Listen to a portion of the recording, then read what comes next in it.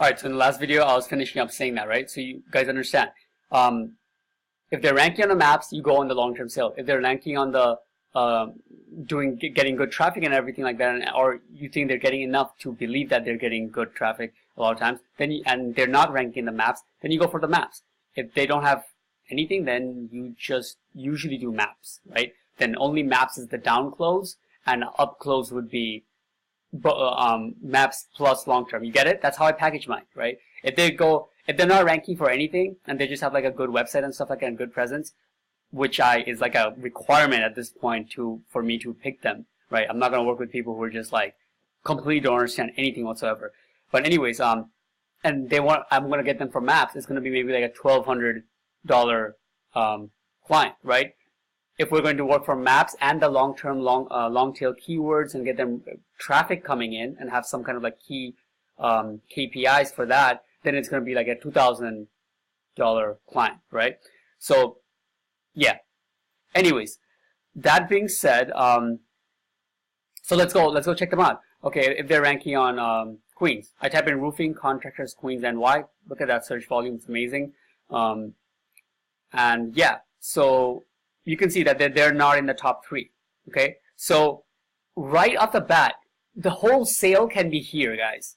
Okay, you have to understand. I will hammer this hard because it is important. Why are they not here? Like they have such a good website. They obviously have a good team, right? Like look at this. They have a professional guy with this Sean Levine, Sean Levine with his like everything on roofing and like it looks very professional. They are obviously taking their business very, very seriously. So they're a good candidate. Once you break it down to them, the importance of them to be in the top 3, this could be the entire sale. So let me do this part again because I do it very fast when I'm doing the video audits. So let me break it down how I would break it down to them if I was sitting in front of them. Okay. Let me take a breath. All right. Okay, so I tell them, hey, look, going by this one keyword, roofing contractors Queens NY, and then I show them, look in the keyword planner, this has anywhere from 100 to 1,000 searches. I tell them, break it down. This is the next bracket.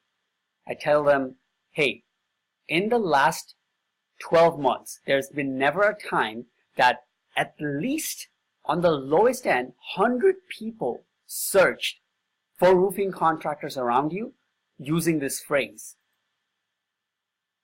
Let it sink in. And at the maximum, it's been as high as close to 1,000. That's the range that Google public data is giving us. Use that word, public data, because it is. It's a free tool, right? All right. Then we go down and look who is getting this traffic. Right at the top, this is what Google put out here for homeowners to find local businesses around them. Home Advisor can't compete with you here. This is not about Yelp. This is directly between you and the consumer. There's no middleman, right? Through our testing, we have found that this is where all the results come from. Results meaning call volume, inquiries. Over 70% is going to come from the maps because all the information a homeowner needs to make a decision right then and there to contact you is right in front of them. How far are you from them? Where are you located? What's your phone number? How many reviews do you have? Is it 5-star or 4-star? Let me read some of the reviews. Do you have some pictures? Let me see your previous work, your website, directions to your business. All this is the top 5 basic information homeowner might need to give you a call, especially if they're on their phone. You're just one click away. So this is prime location.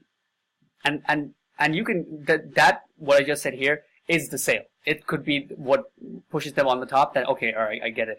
We need to be on the top of maps. Like this is ridiculous. Like we need to be on there. Okay.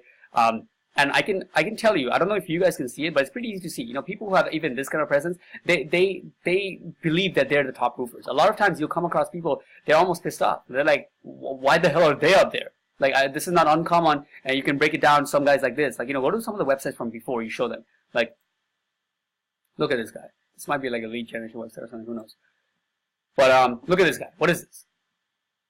some crappy headline, guy who did some SEO and got up there, be like, look at this. This is not a proper, this is like lead generation site with all these pages they made, and one of them is ranking. Like they're not top roofers. Take it down to a personal level, because it's their business for them. For us, it's just like, yeah, maps rankings and stuff. For them, it's like, a lot of times they complain like, who are these guys? Why are they up there?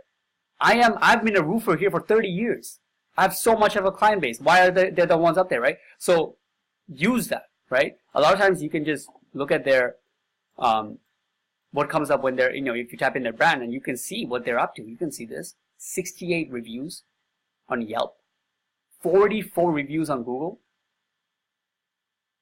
25 votes on Facebook. Like they are, one of the best in their domain. 87 reviews on home. They're fucking killing it in all aspects, right? Use this.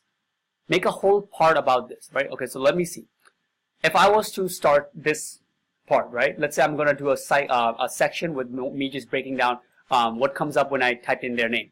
I'm like, all right, Brian, let's go take a look at your resume, okay? And your resume is when customers are typing in your brand name into Google. What are the top 10 things that comes up? We call it here your resume. All right, let's take a look. First of all, we see your website, then comes Home Advisor, and you have 87 reviews. Great. That is something that you can't get overnight. It is a strong stance about your brand and what people, how much work you have done, and more importantly, what your customers are saying about you. Fantastic, okay? Is it being read by Google itself? Yes, it is. Perfect. Everything is crawled and showing right on Google. That's just amazing. All right. Next, you're in Better Business Bureau. That's showing next. Great. In Yelp, you have 68 reviews. Again, amazing. And they're also 5-star. Show them this stuff, okay? And then mention some other stuff, because they probably know all this, right? They probably know this. And so you should show them stuff that you see other places. Like, for example, I would say, I'll say this.